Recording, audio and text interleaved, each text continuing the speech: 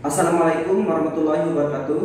Kembali lagi dengan saya. Di video kali ini saya akan mencoba membahas materi mata kuliah Bahasa Indonesia tentang sejarah perkembangan bahasa Indonesia. Seperti biasa, sebelum masuk ke materi, jangan lupa untuk share, like, komen, dan subscribe untuk membangun channel YouTube ini. Terima kasih. Bahasa Indonesia adalah salah satu menjadi kebanggaan bangsa kita. Sebab sangat jelas, tanpa adanya bahasa nasional itu, kemerdekaan tidak akan tercapai dan persatuan bangsa tidak akan pernah tergalang.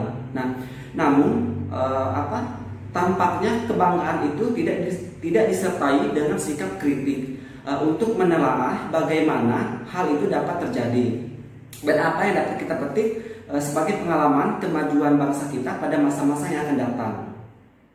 Sejarah perkembangan bahasa Indonesia. Kenapa bahasa Melayu dijadikan sebagai bahasa negara Indonesia yang merupakan sesuatu hal yang sangat menggembirakan dibandingkan dengan bahasa lain yang dapat dicalonkan menjadi bahasa nasional seperti bahasa Jawa yang menjadi bahasa ibu bagi sekitar setengah penduduk bangsa Indonesia pada saat itu.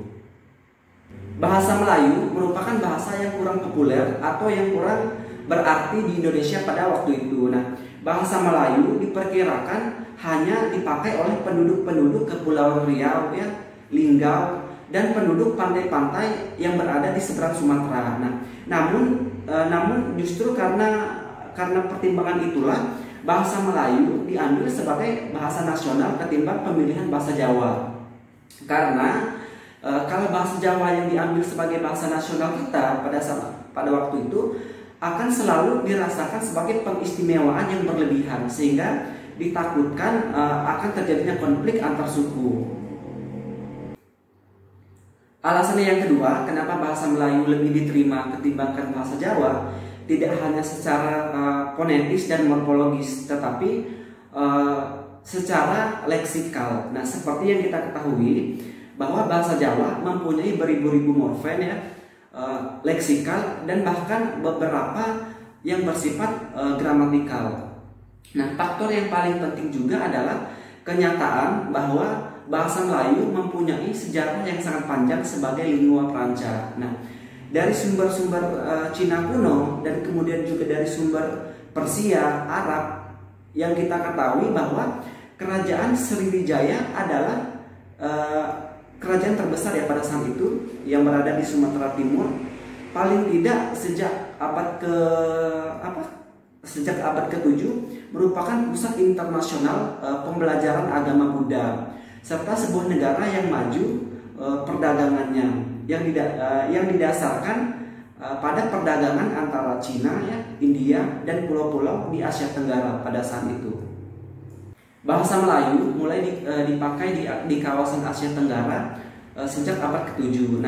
Bukti-bukti yang menyatakan itu adalah dengan ditemukannya beberapa prasasti seperti prasasti Bukit Kerangka tahun 683 Masehi di Palembang dan prasasti Talang Tuo pada tahun 684 Masehi di Palembang juga, dan prasasti Kota Kapur pada tahun 686 Masehi di Bukit Barat, dan Karangbirahi pada tahun 688 Masehi ditemukan di Jambi. Prasasti-prasasti itu bertuliskan huruf Pranagari yang berbahasa Melayu kuno. Bahasa Melayu kuno itu hanya dipakai pada zaman kerajaan Sriwijaya. Karena di Jawa Tengah juga ditemukan prasasti Barangka tahun 832 Masehi, dan di Bogor juga ditemukan prasasti 942 Masehi yang juga menggunakan bahasa Melayu kuno. Pada zaman kerajaan Sriwijaya, bahasa Melayu dipakai sebagai bahasa kebudayaan, yaitu bahasa yang digunakan di buku pelajaran agama Buddha. Selain itu juga bahasa Melayu dipakai sebagai bahasa perhubungan antar suku di Nusantara. Bahasa Melayu juga dipakai sebagai bahasa perdagangan, baik sebagai bahasa yang digunakan terhadap para pedagang sesama Nusantara atau yang datang dari luar Nusantara.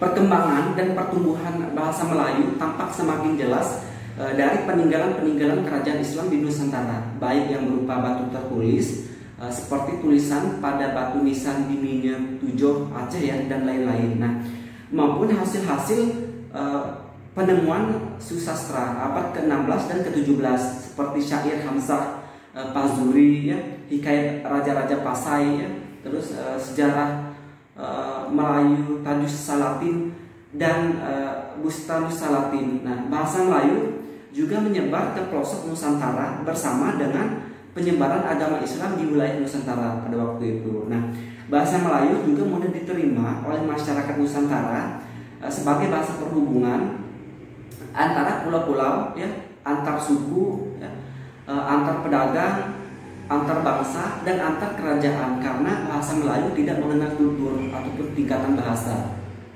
Selanjutnya, bahasa Melayu menjadi bahasa Indonesia. Nah, bahasa Melayu dipakai di mana-mana di wilayah Nusantara, serta makin berkembang dan bertambah kukuh keberadaannya. Nah, selain itu juga bahasa Melayu yang dipakai di daerah-daerah ya, di wilayah Nusantara dalam pertumbuhannya dipengaruhi oleh corak budaya daerah setempat. Nah, bahasa Melayu juga menyerap kosakata dari berbagai bahasa seperti bahasa Sanskerta, bahasa Persia, bahasa Arab, dan bahasa-bahasa Eropa. Selain itu juga bahasa Melayu dalam perkembangannya muncul dalam berbagai variasi dan dialek. Perkembangan bahasa Melayu sendiri di wilayah Nusantara mempengaruhi dan mendorong tumbuhnya rasa persaudaraan dan persatuan bangsa Indonesia yang sangat tinggi. Komunikasi rasa persaudaraan dan persatuan bangsa Indonesia. Nah, komunikasi antar perkumpulan yang bangkit pada waktu itu, mereka menggunakan bahasa Melayu menjadi bahasa Indonesia yang menjadi bahasa persatuan untuk seluruh bangsa Indonesia yang tertuang dalam Sumpah Pemuda pada tanggal 28 Oktober 1928. Nah, untuk memperoleh bahasa nasionalnya, bangsa Indonesia harus berjuang dalam waktu yang cukup panjang dan cukup lama dan penuh dengan tantangan. Nah, selain itu juga perjuangan demikian harus dilakukan karena adanya kesadaran bahwa di samping fungsinya sebagai alat komunikasi yang tunggal, bahasa nasional juga sebagai salah satu ciri kultural yang ke dalam menunjukkan kesatuan dan keluar menyatakan perbedaan dengan bangsa lain. Selanjutnya, peristiwa-peristiwa penting yang mempengaruhi perkembangan bahasa Indonesia. Yang pertama, Budi Utomo. Nah, di sini pada tahun 1908, Budi Utomo merupakan organisasi yang bersifat kenasionalan yang pertama berdiri dan tempat terhidupnya kaum terpelajar bangsa Indonesia pada saat itu. Nah, dengan sadar mereka menuntut agar syarat-syarat untuk masuk ke sekolah Belanda itu diperingan, karena pada permulaan abad ke-20 bangsa Indonesia asik dimabuk dengan tuntutan dan keinginan akan penguasaan bahasa Belanda, sebab bahasa Belanda merupakan syarat utama untuk melanjutkan pelajaran menimba ilmu pengetahuan barat. Yang kedua, Serikat Islam. Nah, Serikat Islam berdiri pada tahun 1912. Mula-mulanya mereka ini merupakan partai ya, hanya bergerak di bidang perdagangan. Namun mereka juga bergerak di bidang sosial dan politik juga. Nah, sejak berdirinya Serikat Islam ini bersifat non kooperatif dengan pemerintah Belanda. Di bidang politik mereka tidak pernah menggunakan bahasa Belanda, tetapi mereka menggunakan bahasa Melayu sebagai bahasa yang mereka gunakan. Yang ketiga, Balai Pustaka. Nah, Balai Pustaka awalnya dipimpin oleh Dr. Ezri. Pada tahun 1908 pustaka ini didirikan. Nah, mulanya badan ini bernama Komisi for the World Lecture. Nah, pada tahun 1917 namanya berubah menjadi Balai Pustaka. Nah, selain menerbitkan buku-buku, Balai Pustaka juga menerbitkan majalah.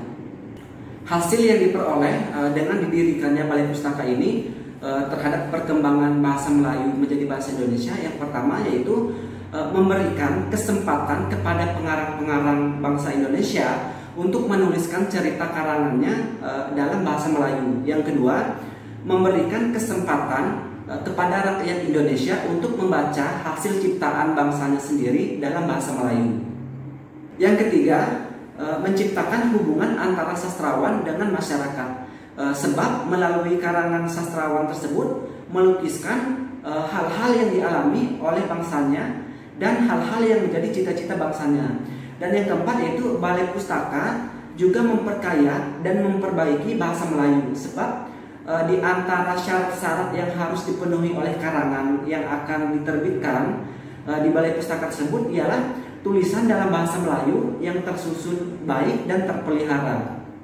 Peristiwa-peristiwa yang mempengaruhi perkembangan bahasa Indonesia yang keempat yaitu Sumpah Pemuda. Nah, di sini Kongres Pemuda yang paling dikenal ialah Kongres Pemuda yang diselenggarakan pada tahun 1928 di Jakarta. Nah, pada hal sebelumnya juga yaitu tahun 1926 telah pula diadakan Kongres Pemuda yang tempat penyelenggaraannya juga di Jakarta. Nah, kongres ini berlangsung tidak semata-mata bermakna bagi perkembangan politik saja, tetapi melainkan juga bagi perkembangan bahasa dan sastra Indonesia.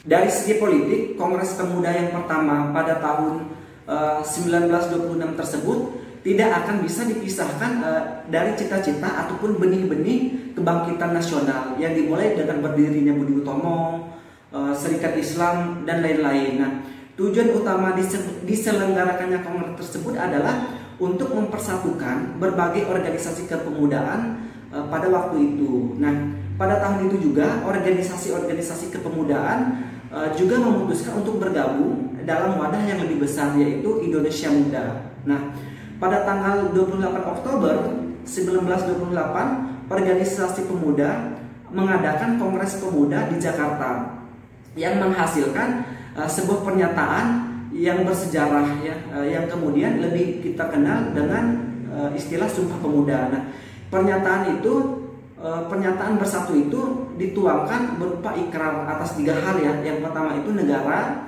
yang kedua bangsa, dan yang ketiga yaitu bahasa yang menjadi satu dalam ikrar Sumpah Pemuda. Peristiwa ini dianggap sebagai awal ya, permulaan bahasa Indonesia yang sebenarnya. Nah, bahasa Indonesia sebagai media dan sebagai simbol kemerdekaan bangsa Indonesia. Bangsa Indonesia juga tidak hanya menjadi media kesatuan ya dan politik, tetapi melainkan juga menjadi bahasa sastra Indonesia yang baru. Selanjutnya upaya peningkatan dan pengembangan bahasa Indonesia. Yang pertama, pembinaan dan pengembangan bahasa Indonesia dalam kaitannya dengan bidang pendidikan. Nah, upaya yang dapat dilakukan di sini adalah dengan memaksimalkan peran guru untuk meningkatkan minat baca sehingga bahasa Indonesia dapat dikembangkan pada semua mata pelajaran. Yang kedua, pembinaan dan pengembangan bahasa Indonesia dalam kaitannya dengan bidang komunikasi, dalam hal ini media massa. Nah, media massa merupakan salah satu sarana yang paling penting untuk membina dan mengembangkan bahasa Indonesia dalam rangka pembangunan bangsa, karena media massa telah memberi perkembangan yang sangat berharga dalam pertumbuhan bahasa Indonesia melalui media massa tersebut. Yang ketiga, pembinaan dan pengembangan bahasa Indonesia dalam kaitannya dengan bidang kesenian. Nah, di sini bahasa Indonesia yang dipergunakan di dalam banyak karya sastra seperti cerita anak-anak, lagu, teater, dan film menunjukkan adanya banyak ketimpangan. Nah, dalam hal sastra dan buku anak-anak, hal ini disebabkan oleh penggunaan bahasa yang kurang sempurna dari kebanyakan pengarang. Yang keempat, pembinaan dan pengembangan bahasa Indonesia dalam kaitannya dengan bidang ilmu dan teknologi. Nah, antara bahasa dan alam pemikiran manusia terdapat jalinan yang erat. Nah, biasanya kedua sisi ini saling berhubungan. Nah, maka keberhasilan dari pemodern itu sangat tergantung kepada corak alam pemikiran manusia Indonesia. Nah, yang merupakan hasil sintesis antara nilai-nilai yang berakar pada kebudayaan etnis, nah, yang tradisional, dan nilai-nilai kebudayaan yang melahirkan ilmu pengetahuan dan teknologi yang modern. Nah, proses sintesis itu dipikirkan sebagai suatu proses yang mempertinggi potensi kreatif yang dapat menjelaskan suatu kebudayaan yang khas Indonesia. Jadi, sejarah perkembangan bahasa Indonesia yang kita ketahui sebagaimana dari penjelasan terdahulu, ya, memiliki banyak rintangan dan kendala untuk mewujudkan menjadi bahasa pemersatu, ya, bahasa nasional, dan menjadi bahasa Indonesia. Sehingga kita sebagai generasi penerus bangsa, kita harus mampu untuk membina, ya, dan mempertahankan bahasa Indonesia ini agar tidak mengalami kemerosotan dan bisa dipergunakan dengan baik oleh pihak luar ataupun bangsa yang lain. Baik, cukup sekian untuk materi mata kuliah Bahasa Indonesia tentang sejarah perkembangan bahasa Indonesia. Lebih dan kurang saya minta maaf kalau cara saya menyampaikan kurang jelas ataupun kurang detail. Seperti biasa, jangan lupa untuk share, like, komen, dan subscribe untuk membangun channel YouTube ini. Dan sampai jumpa di video-video berikutnya. Terima kasih.